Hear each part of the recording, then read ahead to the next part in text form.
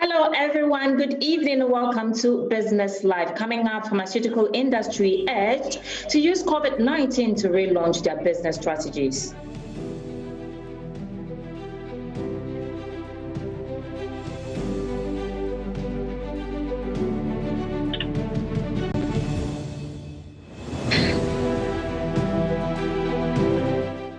Ghana likely to raise $1.3 billion cocoa syndicated loan as investors withdraw. Also coming up, as the hospitality sector bounces back, we assess the impact of COVID-19 on the travel and tour business and how they are re-strategizing for a comeback. Details plus more coming up after the break. Do stay tuned.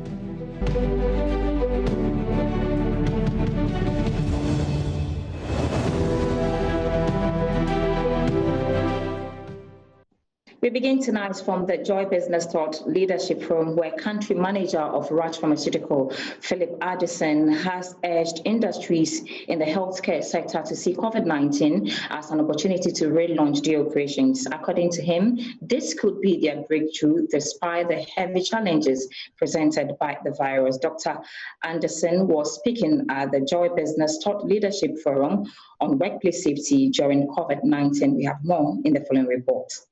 The Joy Business and Crystal Health Center event focused on workplace safety in the midst of the coronavirus pandemic. In dealing with the impact of the virus, industry experts proposed promulgation of a workplace safety policy to guide corporate institutions. The ministry has supported the Ministry of Employment and Labor Relations, and then all the other labor relations organizations within the country to come up with kind of like a workplace guidelines as far as COVID-19 is concerned. And I think a portion of this is what Dr. Anderson touched on as far as how staff or the employees, at the workplace are supposed to be managed to play their role in this COVID-19 era. For a business, what do you really need to do to keep your place safe? You've got to be able to plan. You've got to be able to prepare. You've got to be able to respond. So I leave all of us with these three key principles. We plan, we prepare, and then we respond. So there's no one size fits all. I explained that we both have roles to play as employers and employees.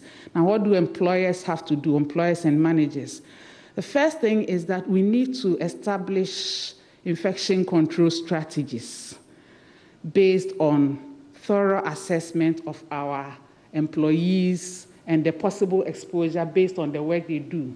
So there is the need for every employer and actually every workforce to take a quick look at their workplace and see how could they be exposed.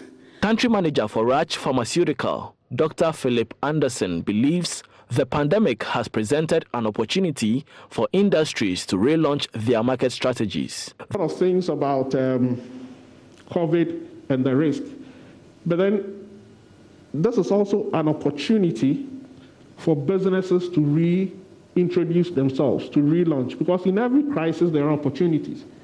This is the time when they talk about pivoting and doing something else, which could actually be your breakthrough as a business. Now, you need to carefully look at what is going on, plan appropriately, and take the maximum benefit out of everything that is happening. There's this quote by John F. Kennedy, which says that when crisis is written in Chinese, it is two characters. One is risk, the other is opportunity. So wherever there are these risks, there are business opportunities, and people will need to look at it carefully and take advantage of it. The one-day event also educated institutions on case management during a question and answer session.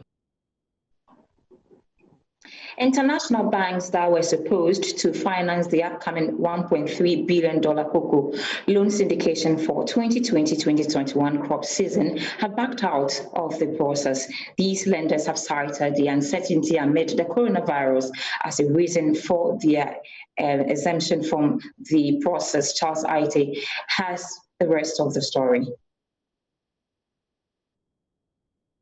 The decision by international lenders is in sharp contrast to the confident assurance by Chief Executive of Cocoa Board, Aboagye-Wiafe, that not even the coronavirus will affect the syndication loan. What this means is that Cocoa Board is expected to pay up for the club loan, reversing the downward trend in pricing it has enjoyed in previous years. Earlier, Head of Corporate Affairs at Cocoa Board, Fifi Boafo, disclosed to Joy Business that a peg of $1.3 billion for the syndication loan will remain as it is. Nothing will change, he said. Obviously, this is the time we would expect that we have gone to do our roadshow, but because of COVID, like the president said, we are not in normal times. So the normal way of doing things has changed a little bit, but we are on course, and our expectation is that we will be able to raise the money needed for our operations next year. So yes, we are on course. The figure that was initially pegged has not changed. We are still working with the same figure. Of course, if it happens that based on our projections something would change, we shall communicate it. But as I speak to you today, that has not changed. The coronavirus pandemic has had a dark turn on global cocoa value chains. Despite the obvious challenges, Ghana's cocoa regulator still insists days are bright for cocoa farmers. The buyers, have closed their windows, so we are not doing buying. The price of cocoa has tumbled. It was going up. It was around $2,400, $2,500. Now it's gone down below $2,000. And that alone tells you immediately it brings to Ghana a deficit of almost about $1 billion. That alone. So if this thing should continue, even going to pay our farmers is going to be difficult because we are unable to syndicate right now. Chief Executive of Cocoa Board, Aboagye-Wiafe, who earlier revealed in an interview with Joy Business that the coronavirus had caused Ghana's cocoa sector a loss of $1 billion, backtracked, explaining a risk assessment committee had rather been established to study price trends and propose strategies for a rebound. We are making all efforts to get the money to pay our farmers. We've already set up a committee to look at the risk. They are doing what we call risk assessment of the whole situation, and we are being guided by the recommendations of this committee to ensure that our farmers are paid and their cocoa is bought. Joy Business gathers that the next plan will be for the loan to be raised by a group of at least 13 banks, providing ticket sizes of approximately $75 million, although the actual size hasn't yet been decided. Central Bank has begun engaging some savings and loans companies over the disbursement of liquidity support for the sector. The regulator at its last Monetary Policy Committee meeting announced it has instituted a financial package for the sector. However, disbursement is yet to begin months after the announcement, resulting in fears that the sector could be hit by some liquidity challenges. Aboagye-Wiafe is the Executive Secretary of the association. For the disbursements, we think that is to a larger extent dependent on the central bank. And so we can only request from the central bank and encourage them to speed up the process and also continue to engage the people and continue to show the commitment that we have seen. So it is our expectation that it will come sooner than later. Because the more it drags, the more those institutions who have a liquidity challenge will be suffering the more. But some would think that, I remember when the Bank of Ghana announced this, some would argue that it has taken quite a while. Has it got to do with your members not meeting the requirements in assessing this facility, or the regulators still want to do a lot of prudence, a lot of work before these disbursements are done, one would say? I don't think it's from our members, and I think majority of it has to do with the central bank in-house processes and coming up with the required roadmap and the requirements. And so, because as I said, it was only just last Friday that some of our members were invited by the central bank.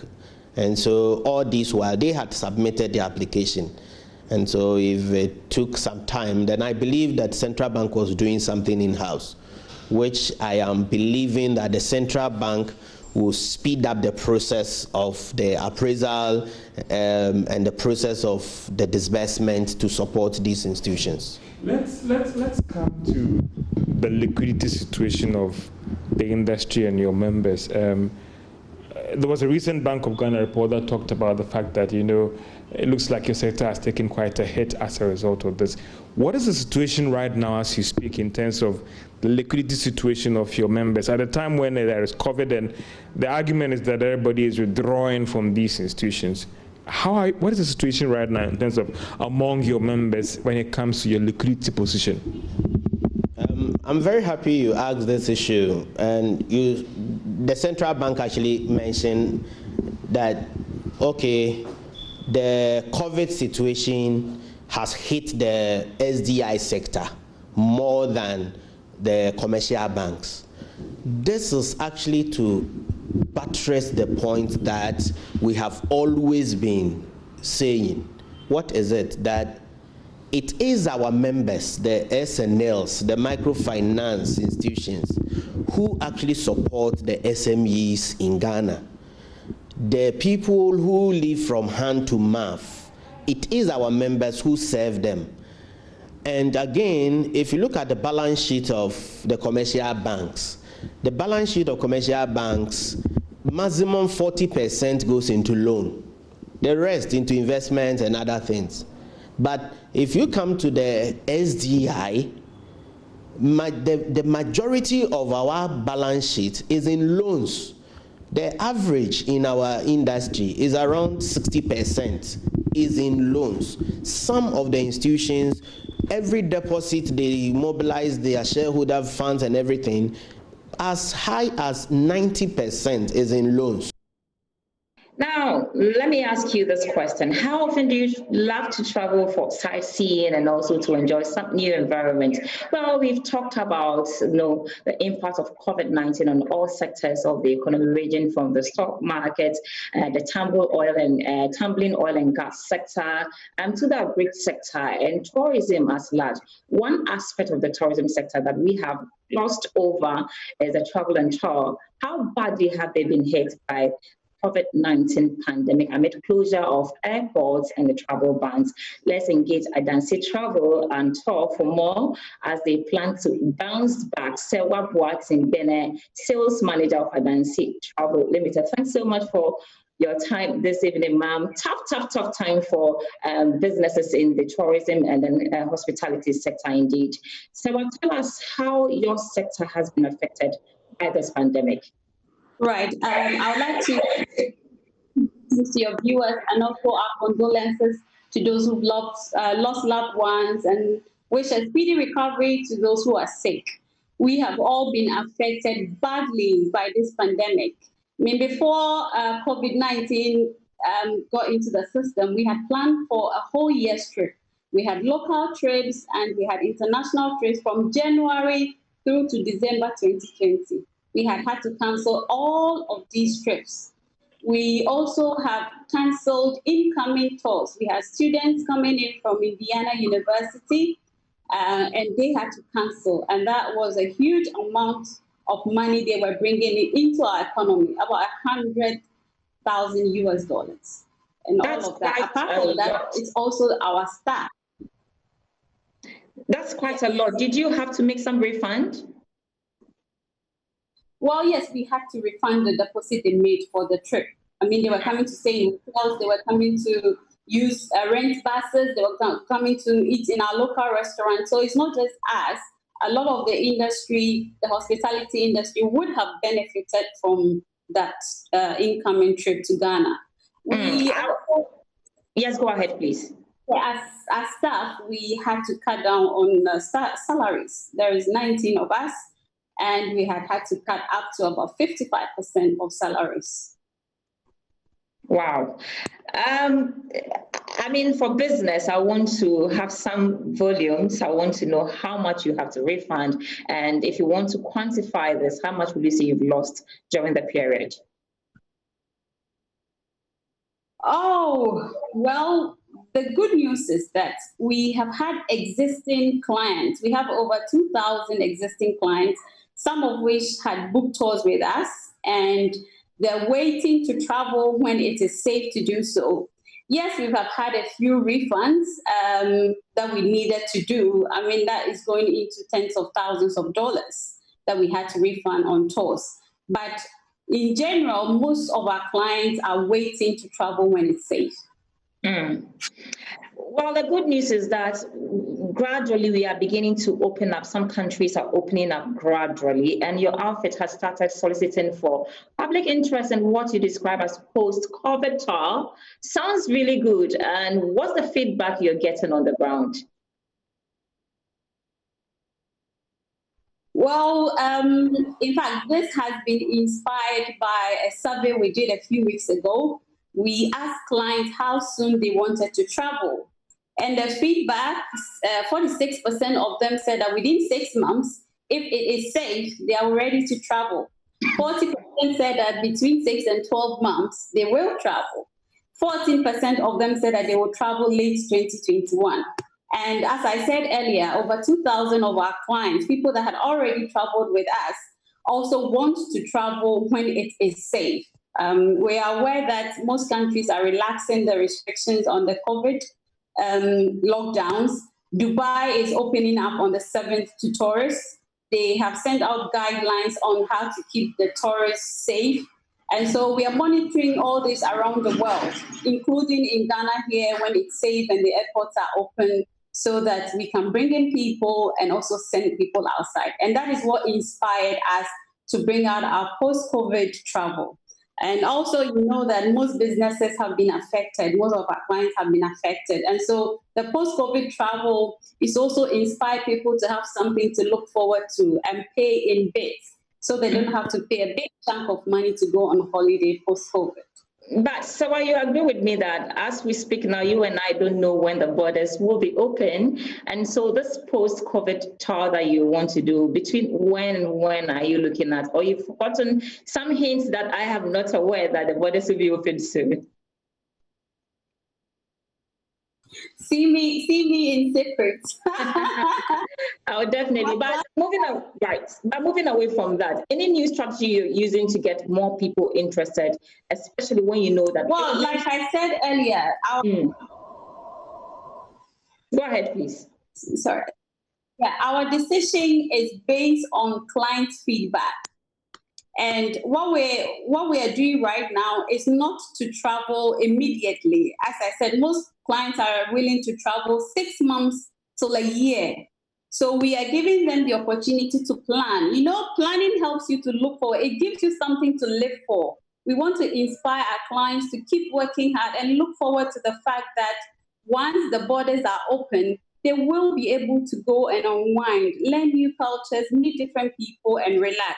So our post-COVID deal is not based on a specific date, but it's to allow clients to pay an installment and to travel when it is safe and the borders are open. Finally, before I let go of you, what are some of the destinations we should be looking forward to?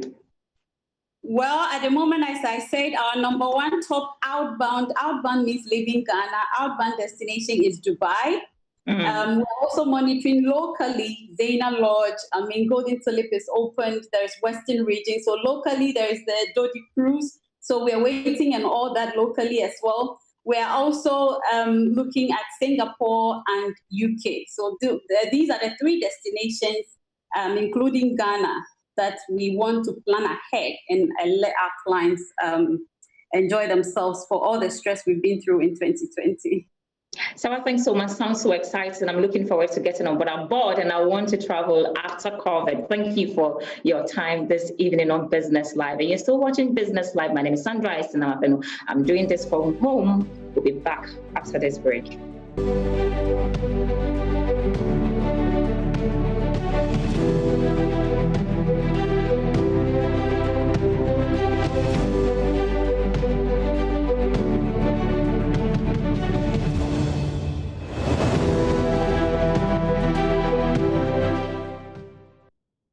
back to Business Live. The National Board for Small-Scale Industries has assured that it will soon begin disbursement of government stimulus package despite initial challenges. According to the board, the delay was due to some technical challenges encountered with the registration process. The board is giving this assurance after extending the deadline for application by 6 days. Kosi Yankai is Executive Director of the National Board for Small-Scale Industries.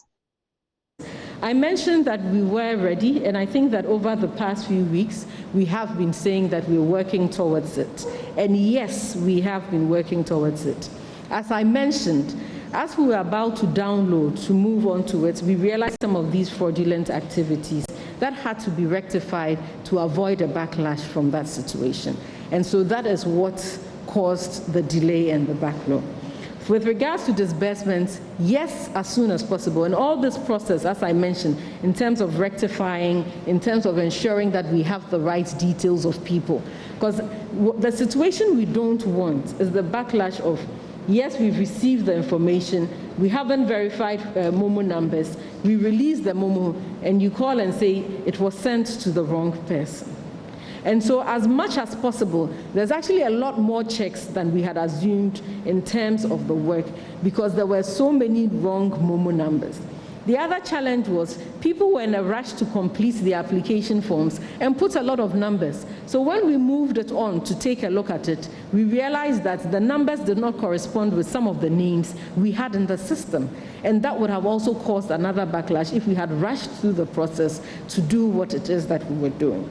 As much as possible as well, we actually also waited to the last few weeks because as much as possible, we wanted to see as many more people who wanted to apply to come so there would be a fair process so we could see as much and then be able to make and take an informed decision based on the numbers. Assuming we had gone in the first week and given everybody and realized that there were a lot more or better applications that could come at the end of it. So to be more fair in the process, we had to wait a bit more to do that. As soon as possible, and I can guarantee that, the first leg of the disbursements, and in view of making sure that the right processes are put in place and to ensure that it gets to the right people, we're looking at a two-step system where the ADUM loans, which is the micro loans, would immediately start being transferred and sorted to the beneficiaries. Then from there, in terms of the larger loans that take a lot more, or a bit more assessment, we shall make those assessments as much as possible. Now, a tale of no free lunch. So from today, you will no longer enjoy zero charges on your Momo and electronic transactions. This is because government's waiver on transactions has expired on June 20. Aboagye-Wiafe has the details in the following report. This should mean that from this morning, if you are moving funds from your mobile money to another network, all the necessary charges will be applied. Also, businesses and individuals that use the GIFTS Instant Pay and the ACH Direct Credit would also be paying the required charges. These waivers were introduced in March this year as part of efforts to reduce the burden on businesses as a result of the COVID-19. It was also aimed at encouraging the use of more electronic platforms in the country. For now, we are not sure about how this could negatively impact on individuals and businesses in terms of the cost of using these platforms and whether it could also affect it going forward. For instance, when the Ghana Interbank Payment and Settlement Systems earlier moved to end this service, this didn't go down well with users of mobile money interoperability. I think introducing charges will be a deterrent because around this time, people are not even making more income. That the government took it off, I think it's helping. That is helping. So I think reintroducing it won't help. Because sometimes the money you're having is not even enough for you to get some certainty. So I think they should hold on for a little while. Then we see how the economy goes. When we are stable with it, then you can bring back data. But another question that will be lingering on the minds of consumers is that, will this also bring an end to other services the commercial bank had to waive in line with this move by the Ghana Interbank Payment and Settlement Systems? It would also be interesting to gauge the use of this platform when we resume the charges and how the consumers would also respond. Others have also argued that since we're still not out of this COVID-19 issues, it might not be fair to actually resume the charges on all these platforms and banking services. And that's our program for tonight. You can log on to myjoyonline.com/business for more business news updates. I'm back at 7 on the Primetime News, JoyNews Prime, for more business news. Thanks so much for allowing me into your homes from my home. My name is Sandra Esinama. Thanks so much for watching. Have a great evening.